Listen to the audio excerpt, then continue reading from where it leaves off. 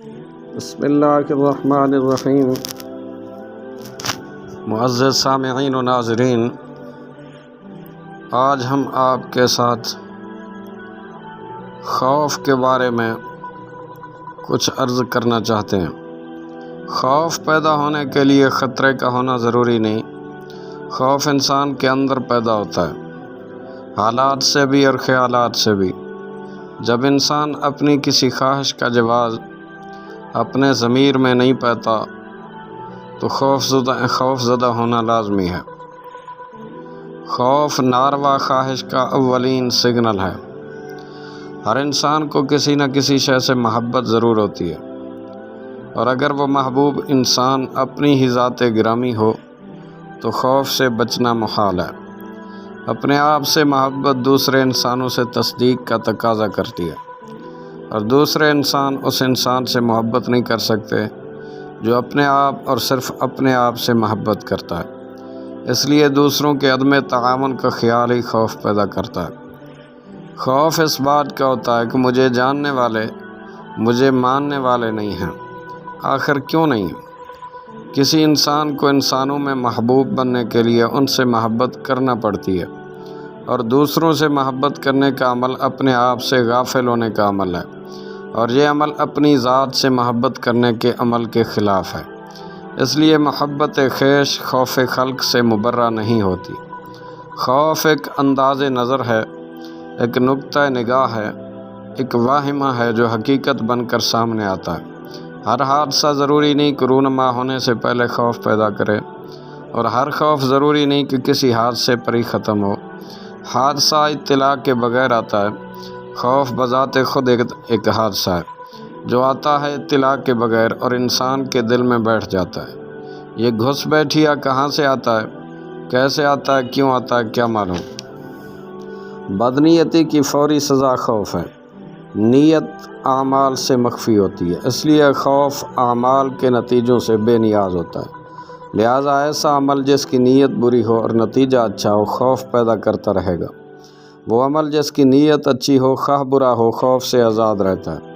خوف دراصل بری نیت کی تخلیق ہے۔ نیت کی اصلاح کے بغیر یہ سزا ختم نہیں ہوتی۔ اللہ کے دوستوں اور خاص بندوں کی یہ پہچان بتائی گئی ہے کہ لا خوف علیہم ولا هم یحزنون، کہ ان کے ہاں خوف اور حزن نہیں ہوتا۔ اللہ کے دوست نیت کی پاکیزگی کے بغیر کوئی عمل نہیں کرتے۔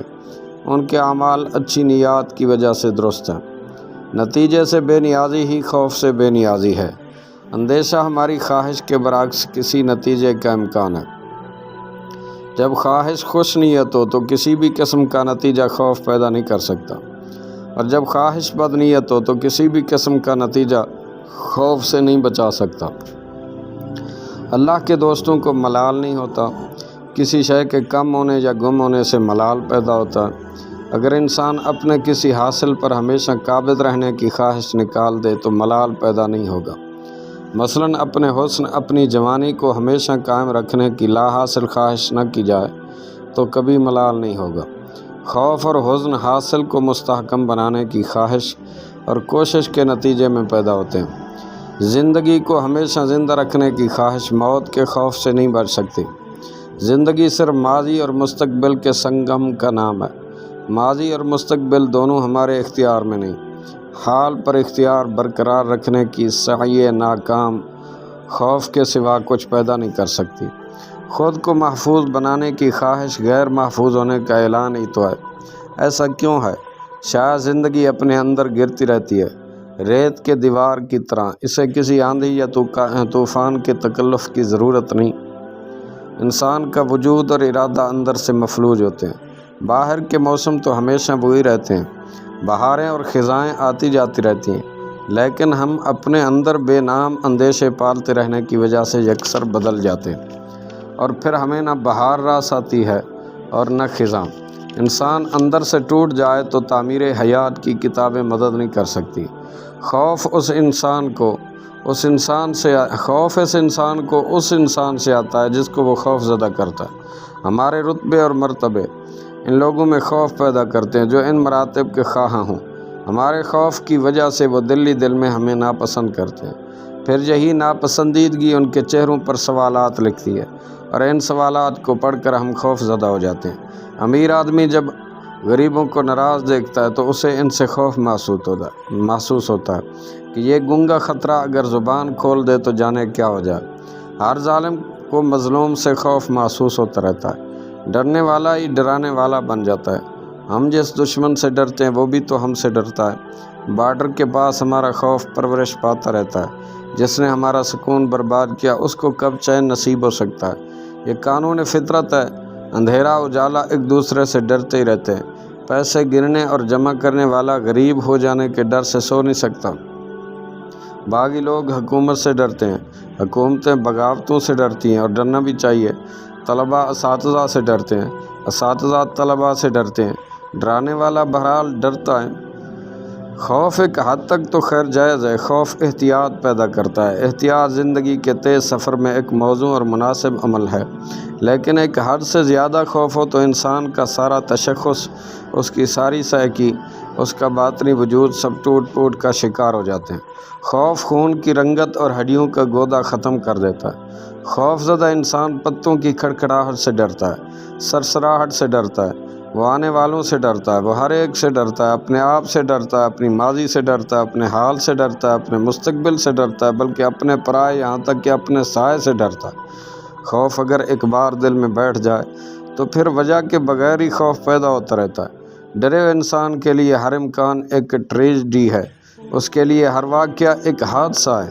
خوف زدہ انسان خود کو اس بھری دنیا میں تنہا محسوس کرتا ہے۔ خوف احساس تنہائی ضرور پیدا کرتا ہے۔ خوف زدہ انسان کی مثال ایسے ہے جیسے کسی وسیع صحرا میں تنہا مسافر کو رات آ جائے۔ جب انسان اپنے وجود سے بے خبر ہو، اسے اپنے وجود کا احساس بھی مشکل سے ہوتا ہے۔ خوف سے بچنے کا واحد اور مناسب اور سہل طریقہ یہی ہے کہ انسان میں اللہ کا خوف پیدا ہو جائے۔ یہ خوف ہر خوف سے نجات دلاتا ہے۔ انسان اپنے آپ کو اللہ رب العالمین کے سپرد کر دے تو ہر خوف ختم ہو جاتا ہے۔ اگر منشاء الہی کو مان لیا جائے تو نہ زندگی کا خوف رہتا ہے، نہ موت کا، نہ امیری کا، نہ غریبی کا، نہ عزت کی تمنا، نہ ذلت کا ڈر۔ یہ سب اس کے انداز ہیں۔ وہ جو چاہے عطا کرے، ہمیں راضی رہنا ہے، ورنہ ہماری سرکشی خود پسندی کی سزا صرف یہی ہے کہ ہمیں اندر سے دبوچ لیا جائے۔ ظاہر کے جسم میں تو کوئی خراش نہ ہو، لیکن اندر سے باطنی وجود کاش اور پاش ہو چکا۔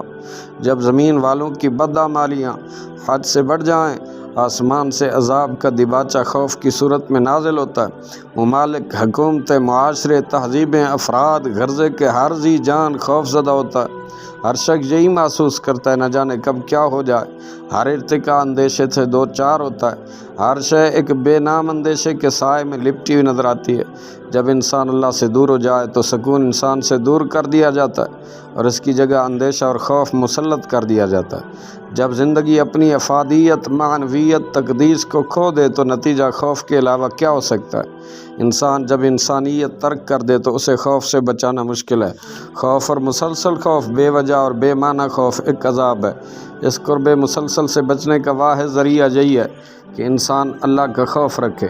انسان یہ نہ بھولے کہ اس کا قیام عارضی ہے، اسے ضرور اسی راستے پر گامزن ہونا ہے جس پر اس کے آباء و اجداد سفر کر گئے۔ خیال اور عمل کا فرق کم کرنے سے خوف کم ہو جاتا ہے۔ اپنے حاصل اور حق میں فرق مٹ جائے تو خوف مٹ جاتا ہے۔ خوف کسی غلطی، کسی غفلت، کسی گناہ، کسی جرم کی یاد ہی کا نام ہے۔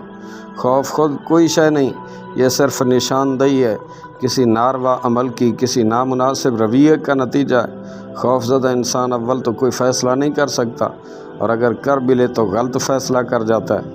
خوف اعصاب شکن بیماری ہے، اس سے انسان کی تمام فکری صلاحیتیں سلب ہو جاتی ہیں اور اس کی شخصیت ریزہ ہو جاتی ہے۔ خوف کا پسندیدہ مسکن اس انسان کا دل ہے جس میں احساس گناہ تو ہو لیکن گناہ چھوڑنے کی طاقت نہ ہو۔ خوف زدہ انسان کی ہر بازی مات، ہر جنگ شکست، ہر کوشش ناکام ہوتی ہے۔ خوف خوراک سے طاقت اور نیند سے راحت چھین لیتا ہے۔ سب سے بد قسمت ہے وہ انسان جو اپنے مستقبل سے خائف ہو۔ جدا ہونے والے ہمراز اور ادب نہ کرنے والی اولاد سے خوف آتا ہے۔ اگر خیال کی اصلاح ہو جائے تو خوف دور ہو سکتا ہے، ماضی کی غلطیوں پر توبہ کر لی جائے تو خوف دور ہو جاتا ہے، اللہ کی رحمت پر بھروسہ کر لیا جائے، اس کے فضل سے مایوسی نہ ہونے دی جائے تو خوف نہیں رہتا۔ کوئی رات ایسی نہیں جو ختم نہ ہوئی ہو، کوئی غلطی ایسی نہیں جو معاف نہ کی جا سکے، کوئی انسان ایسا نہیں جس پر رحمت کے دروازے بند ہوں۔ رحم کرنے والے کا کام ہی یہی ہے کہ رحم کرے۔ رحم اس فضل کو کہتے ہیں جو انسان پر ان کی خامیوں کے باوجود کیا جائے، اور یہ رحم ہوتا ہی رہتا ہے۔ کسی کو خوف زدہ نہ کیا جائے تو خوف کا عذاب ٹل جاتا ہے، دعا سے خوف دور ہوتا ہے۔ دعا کا حاصل اور اس کا ماحصل ہی یہی ہے کہ یہ ہمیں ہمارے خوف سے نجات دلاتی ہے۔